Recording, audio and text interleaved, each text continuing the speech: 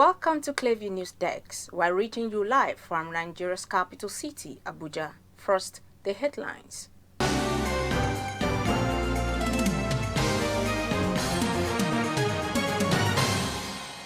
Police arrest a 44-year-old security guard attempting to rape a 6-year-old girl in Ogun State.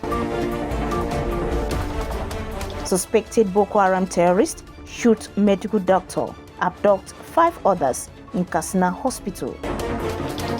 India's popular film actor Saif Ali stabbed at least 6 times with a knife by intruder.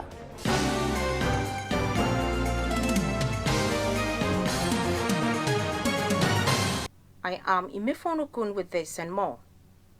Officers from the Ogun State Police Command have arrested a 44-year-old alleged pedophile, Damilola Otekpa, a security guard at the Federal University of Agriculture, Abeokuta. The suspect reportedly left his post at night to engage in unlawful activities with a 6-year-old girl inside a university building.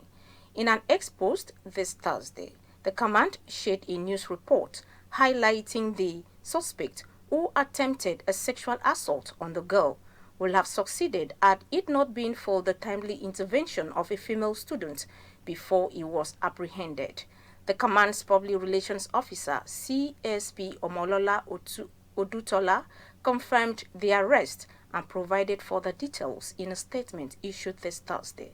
The PPRO disclosed that the girl was promptly taken to the school clinic for medical evaluation, while the Fonab Harmony Divisional Police Officer is awaiting the doctor's report on the examination. She further revealed that the suspect remains in police custody and will be transferred to the State Criminal Investigation Department, Lewaran, for a more detailed investigation. The murder of a 24-year-old Salome by her boyfriend Timileyin Ajayi is no longer news. It is unarguably one of the most popular stories in the media today. Many observers and commentators have condemned the young man's attitude, calling him all sorts of names. A lot of possible reasons for his action has also been advanced by various people from the physical angle, but an analyst and a veteran journalist, Odion Bello, is thinking of the likelihood of a spiritual attack on Timileyin, which he first suspected when the singer started doubting the existence of God. Now, thank you very much, Zion. Some media organizations have spoken to me. They wanted me as an analyst to say some things, but they are asking questions about the physical aspect, the financial aspect, and so on and so forth. But all along, I was looking beyond that. I was thinking of a spiritual angle. This is a young man, very versatile in gospel singing, that is working for God direct. And suddenly, mark the word, suddenly, he started saying God does not exist and was denying the existence of God. When this development came up, I was still looking at the spiritual angle because there is this being called Satan the devil, who has a primary assignment of pulling down the works of Jehovah God. Even in the good book, Revelation 12, you will know it, where we have the story of how Satan was chased away from heaven into the world. In the last verse, which is verse 17, he made a promise. Revelation 12:17, he said, he will go ahead and be destroying those people who hold on to the commandments of God and to the testimonies of Jesus Christ. If you are a gospel singer, you are already holding on to the testimony of Jesus Christ. And he has said it, that he will make war with you. Immediately, the news was trending that Timileyin said God was not in existence. my mind just went there that, oh, what an attack. This boy, in fact, when you are doing this kind of job, serving God, propagating the gospel, you are number one target for Satan. I think it could have been very weak. Because even for you to preach a sermon, for you to do anything, for you to even go into evangelism, if you don't pray well and fast well, you will just be a partner in progress with Satan because he will not leave you alone. It means you are depleting his kingdom. So I think maybe this guy did not prepare himself well, like other many gospel singers or people working for the advancement of the kingdom. So that is the way I have been thinking about it. Because you see now, Zion, that people have not even been able to pin this boy down to a particular area. Somebody said ritual. And later on, they said no, not ritual. Somebody was just telling me that some politicians or some money bags who like using parts of human beings for one thing or the other have contracted him to do that. Later on, and now some people were now saying that, do you know that even human flesh is being sold in the market like beef, like pork? That they will even tell you that it's more nutritious than every other type of meat. People are just saying different things. But I've not been hearing people looking at the spiritual angle. We have forgotten the spiritual details, what happens in the physical. So from my own angle, I think I will just enjoy parents. Pray well for your children and pray for yourselves. One thing that is giving Christians very serious problems now is we believe we know the Bible too much. We believe we know too well. The GO does not want to listen to choir master. Choir master does not want to listen to ordinary parishioner because you believe that you are up there. And we are not there at all. We sleep like 8 hours, 7 hours, 6 hours a day out of 24 hours. Out of the 24 hours, our foe, our number one adversary, does not sleep. No matter how wicked somebody might be in this world, you will hear that, okay, Chief so-so, or Senator this, or this former head of state, this military, though wicked, was the person that assisted this person to pay his or her school fees. At the trial, though, he put this person as a minister. He did it. There is no traceable mercy to Satan. No traceable mercy of one day. And it's all out there to make sure that he pulls down all the structures of God. And I believe that Timileyin was one of the good structures for the advancement of the kingdom. As it is now, he has been perplexed, he has been made useless and redundant to the kingdom. And only a miracle can save Timileyin. So I will urge people that when we are thinking of all these areas, let us think about the spiritual aspect. As it is now, yes, he killed somebody, but don't be shocked if I tell you that I have a whole load of pity for him, honestly. A young man identified as Tatu Ahiye has allegedly taken his own life over a land dispute at Ahiye, a suburb of Makadi metropolis in Benue State. Witnesses said that the deceased, a 30-year-old resident of Ahiye community, on Wednesday at about 3 p.m. ingested a pesticide to end his life after it became public knowledge that he sold a piece of land to 3 different people. Ahiye had allegedly sold the same plot of land to 3 different individuals, which led to a confrontation, and a meeting was convened as on Wednesday by the leaders of the area to resolve the issue. However, Ahiye was said to have excused himself from the meeting. After discussion became rowdy, the deceased was alleged to have bought the pesticide on his way home, switched off his phone, and ingested the sniper on getting home. His body was discovered in his compound after a community elder sent people to check on him when he did not return to the meeting. Meanwhile, Benue Police Public Relations Officer CSP Catherine Anene confirmed the development, saying that the operatives had been sent to find out what happened. Still in Benue State, Tragedy struck in Okiti, a quiet community in Omini local government area of Benue State this Thursday, when a truck crashed into a residential building, killing 9 members of a family. Sources said the incident occurred around 5 a.m. when the family was still asleep. It was gathered that the truck suffered a brake failure which caused the driver to lose control, leading to the collision with the house situated along the roadside. The Benue State Police Command confirmed the incident, adding that the police had commenced a full investigation into the circumstances surrounding the crash and assured the public that further details will be provided in due course. And now to security. The Nigerian military has urged Nigerians not to compromise the country's security, but rather partner with security agencies to ensure that terrorists and their cohorts are defeated in the year 2025. At his maiden interactive session with journalists in Abuja, the Director of Defense Media Operations, Major General Edward Buba, said troops remain resolute in their objective of dislodging the terrorists and their strongholds. Let's now join Clay Views Gloriata for details.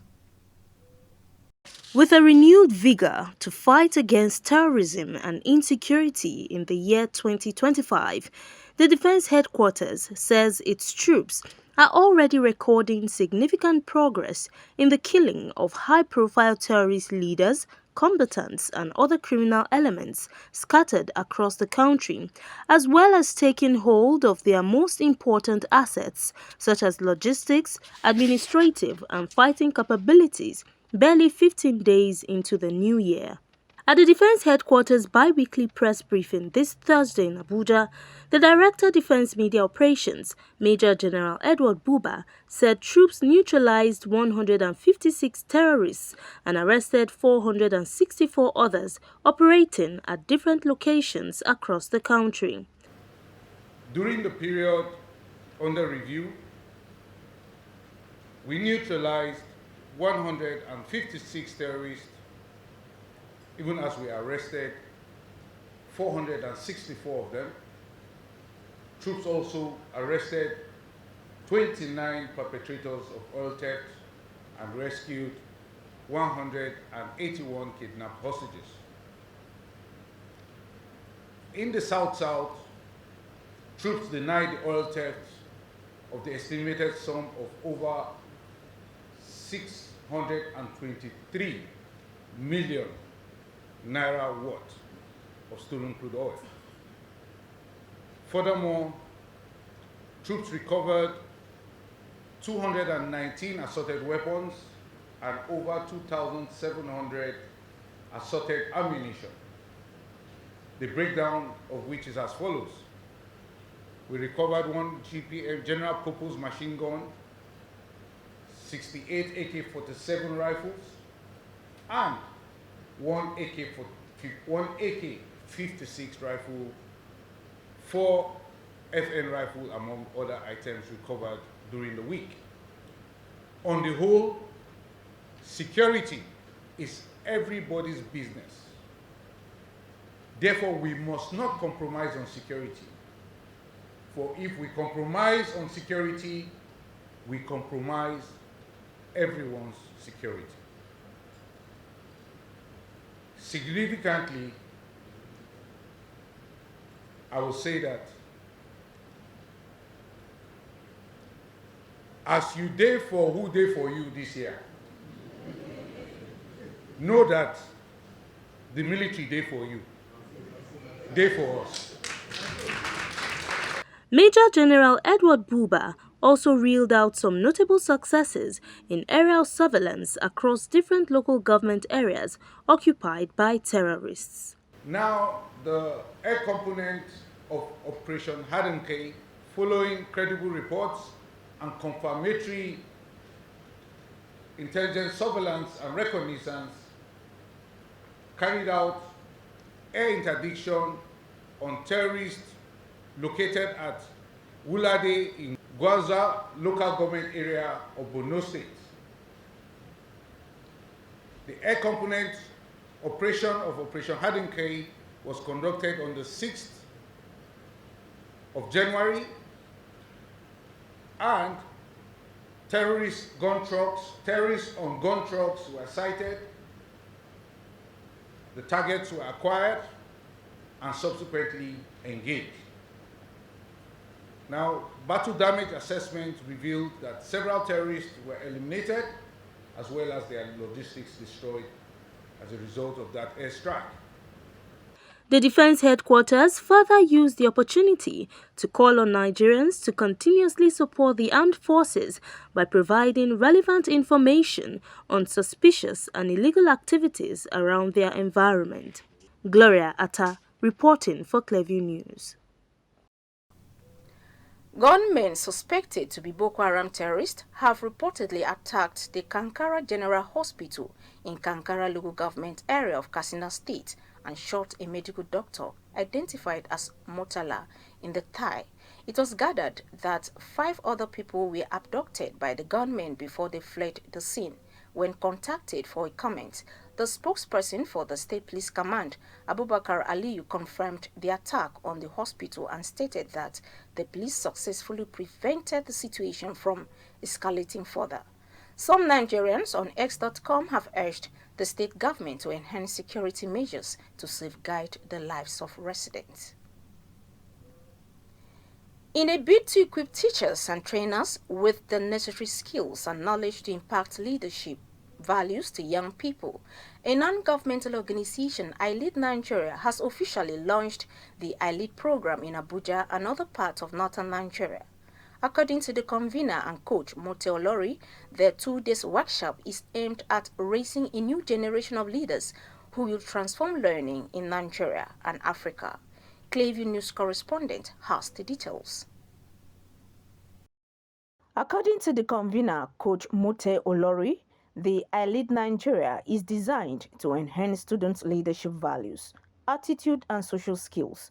Mote also added that the 2-day workshop aims at training over 500 teachers and trainers who will in turn impact over 1.3 million youth in schools across Nigeria. Similarly, the program manager of iLead Nigeria, Benga Samuel, said the 2 years program is a significant opportunity to shape the future of a nation. iLead, like we all said, is a value-based leadership transformation program that is meant to be a peer-to-peer mentoring. What we've always had is young people being told what to do. But this program will enable these young people, students, to learn the values and within themselves.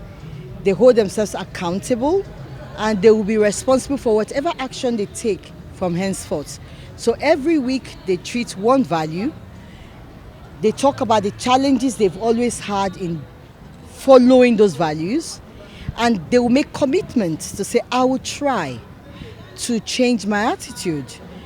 Maybe we're talking about attitude or character, whatever it is, even self-worth. You say, okay, I will try to do a little thing that will help me to move from where I am to where I should go. So it's not, the transformation is not something that is one day. So that's why iLead is unique. Okay, iLead is a leadership values program organized by the Maxwell Leadership Foundation. We believe that in order to prepare the next generation of leaders in schools, we need to teach them, intentionally help them embrace the right values. So this is a student values program that we have brought for students here in the FCT. Yes, so this is just the beginning. The next step for us would be to go into the schools and onboard students. And iLead is a 2-year program, so the students have an opportunity to participate in this program for 2 years. Some participants applauded the organizers for the initiative and prayed for the consistency of the program in Nigeria. The way I'm looking at this program, you will go to play. So we wish you the best and pray that it will not be a program that will just start and stop. It will be a continuous thing so that you will be able to go other states. We need value in Nigeria. We need progress. In fact, our values are dying. Values are dying, especially amongst our children. You see students that are not ready to read. They are looking, if you check this Gariki Secondary School now, you find out that most of SS students, they have gone to miracle center to register. So we want it to stop. The values are real and they work, they transform lives. So Mute, we celebrate you, and I'm just so excited about what is about to happen in the life of the students in the FCT. There's no doubt about it. It is a positive program. It will definitely impact on the lives of the young adults under our purview, because in the program 16 core values have been highlighted, and among which character is germane. If you have all the certificates, you have all other values, without character, there will be a whole lot of problems like the ones that is bedeviling the entire world today. I am glad today to be part of this that is happening today, and also I congratulate you participants for being here. Having been chosen to be here is a privilege, and know one thing, you also have to, one day you have to account. You will account to your maker, you will account to God for this time you've had. So please take it seriously, and let us all do our best that any child that passes through us, or at least 50% of them, then we can raise the bar. Will someday be somebody you can look at, and they will identify you in a crowd and say, that is my teacher, that is my principal, because of the value that you put in them. With the theme, Driving Transformation Through Leadership and Character, the Teachers Training Workshop for Educators, School Owners and Principals is aimed at making schools understand the elite curriculum and its impact on behavior and character for leadership. iLead is a subset of the John C. Maxwell Foundation that is dedicated to empowering young leaders through values-based leadership development. If you are just joining us, you are watching the news on Clearview News Desk. We'll be back after this break. Stay with us.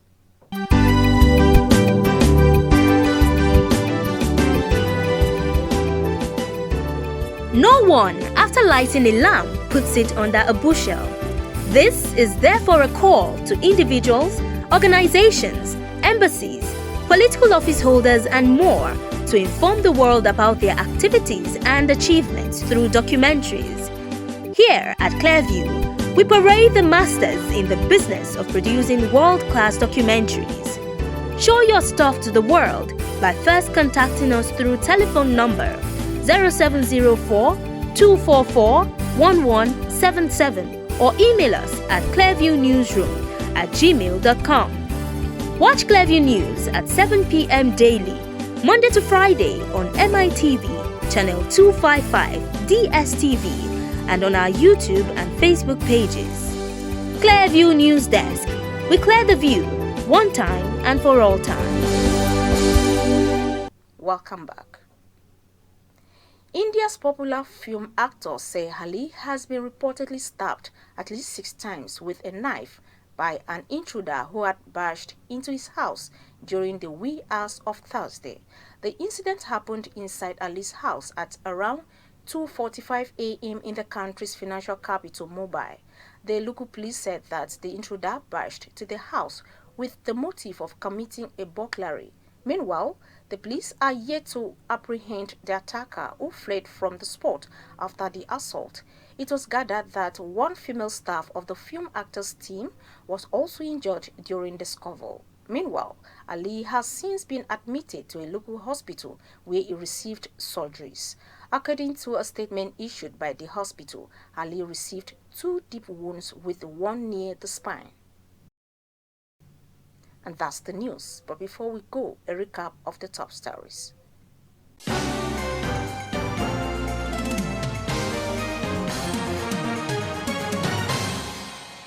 Officers from the Ogun State Police Command have arrested a 44-year-old alleged pedophile, Damilola Otekba, a security guard at the Federal University of Agriculture, Abeokuta, for attempting to rape a 6-year-old girl.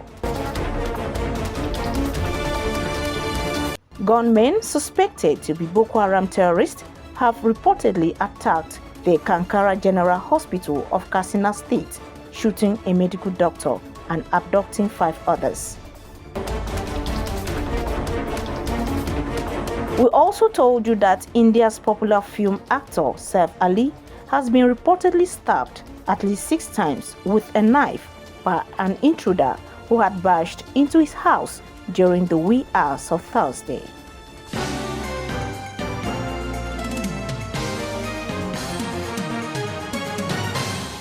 You can follow up on latest events and happenings around you via social media platforms on Facebook, Instagram and YouTube at Clearview News Desk, or via handle on X, formerly known as Twitter, at Clearview Online.